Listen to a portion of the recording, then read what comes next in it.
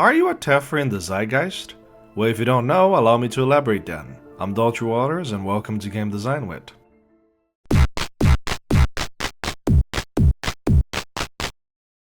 So let's take a look at the sentence, shall we? Teffer in the Zeitgeist. Zeitgeist is a German expression that symbolizes the shared spirit people have on how they see things.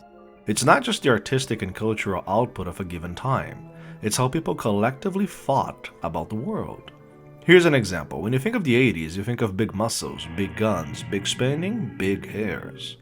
There was the fashion of the time, but it was also a reflection of its zeitgeist. The bigger is better, that greed is good, rainbow and Reaganism. Now let's flash back 60 years to the era of the Great Depression and see what its zeitgeist was. Look at this picture. What do you see? I see a mother scared for her children's future. Fear and anxiety. What will I do? What can I do? This is how a lot of people felt during that time. No big raging muscles here, just collective despair.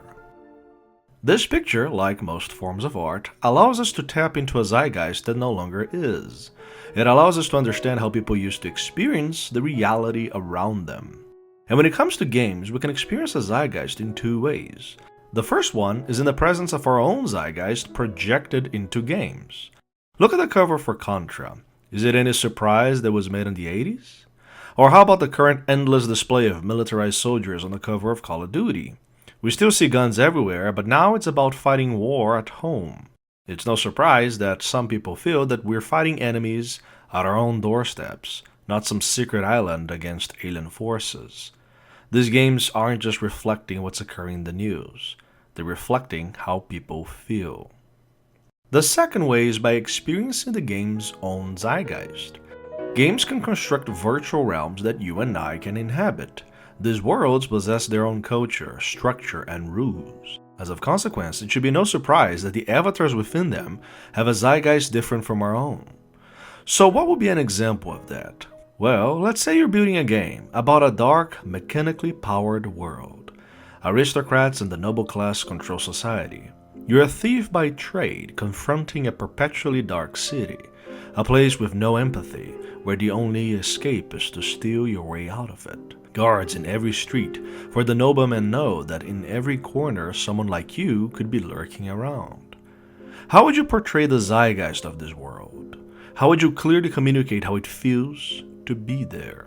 You might be thinking this would take thousands of hours of dialogue and text and exposition, all immersed in hundreds of levels and puzzles. Well, Looking Glass Studios did all of that with just one word. Teffer! Teffer! Teffer! Teffer! Teffer! Teffer is the slur uttered by the guards that chase you down the dark hallways of Thief the Dark Project.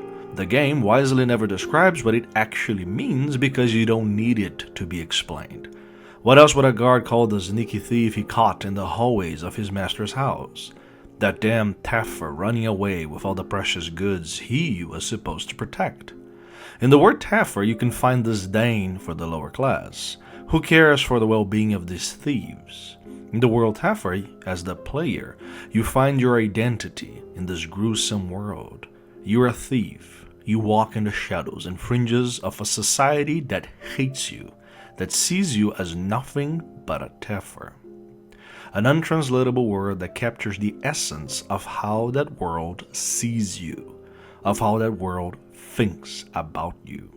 Other games have employed this technique of wordplay to reflect zeitgeists as well. StarCraft's Space Construction Vehicle, a formal name, probably conjured up by an engineer, you know the type, all brain and no substance, gets called as the SCV by its crew. But more importantly, listen to what the character says when they spawn on the map. SCV good to go, sir. SCV good to go, sir. A human being in our world, our zeitgeist, probably wouldn't refer to themselves as just the function of what they are. One would normally say, I'm ready to go, sir, as opposed to truck ready to go, sir. But in the visceral redneck world of StarCraft, you are the unit, the vehicle that you're supposed to be. In Half-Life 2 City 17, you rarely find any art in the streets and houses, let alone any terminology that reflects creativity. Just a series of dull and grayed out streets filled with propaganda.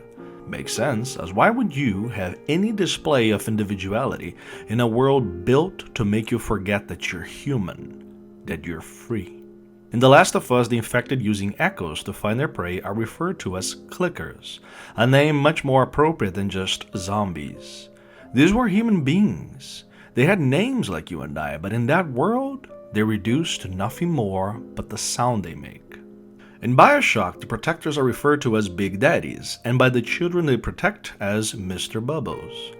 What else would you expect in Andrew Ryan's twisted laissez-faire world of morality? If there's no gods and kings, and anyone is free to do whatever they want, what's wrong with child labor? What's wrong with a child seeing a monster as a father figure? In Red Dead Redemption, Indians are continuously referred to as savages and irrational by the very same individuals that perform savage and irrational things to them. In Grand Theft Auto 3 Chatterbox, the hilarious conversations of Radio Man Laszlo highlights that it isn't just the player that's breaking the law, but pretty much everyone else too. Now, why does any of this matter? Because if you pay attention to detail, these things stick out like a sore thumb when poorly done. Look at the game Prey. It tells the story of a man abducted by a giant alien sphere that's been harvesting countless worlds for millennia. In it you find the Hidden, a group of humans fighting to end the sphere's control. The Hidden are comprised of humans that escaped the sphere's influence over the centuries, as well as their descendants. They hide within the sphere by using various guerrilla war strategies against the sphere's forces. Eventually you meet the Hidden's leader, but she acts as if she just spawned into this reality out of nowhere. Why would the leader of a freedom fighter movement against alien forces dress like this? We're talking about a group that scavenges for resources and weapons. Where would she even get these items of clothing? But more importantly, why would she even talk and act as if she wasn't raised in an unworldly, violent reality? Her behavior in light of all of this makes her feel as alien as the foes the player encounters. But the real important reason why this really matters is because by seeing a world with a different zeitgeist, we're able to reflect on our own. We're able to ponder if the way that we feel and think about that virtual reality is better or worse than ours. We're able to see things differently. Do we want to live in a world where we're seen as mere functions of our tasks? Do you want to live in a world where savagery is based on how you dress and talk as opposed to what you actually do? Do you want to live in a world of no empathy for the underclass? Regardless of whatever your answer is, these experiences changes. You can't play a game and not have it change who you are, even if it's an infinitesimally small change. Might as well make that change into a good one then. Are you a Taffer in the Zeitgeist? I sure hope so. Thanks for watching. I'll see you next time. Hey everyone, as always, thanks for watching. Let me know which games you've been a Taffer in its Zeitgeist on the comments below. I'd love to talk with you about it. Also, don't forget to subscribe and share. Lastly, click on this link if you'd like to see a video where we compare Nintendo 64 to PlayStation 1 games. It's full of sound and fury signifying a few things.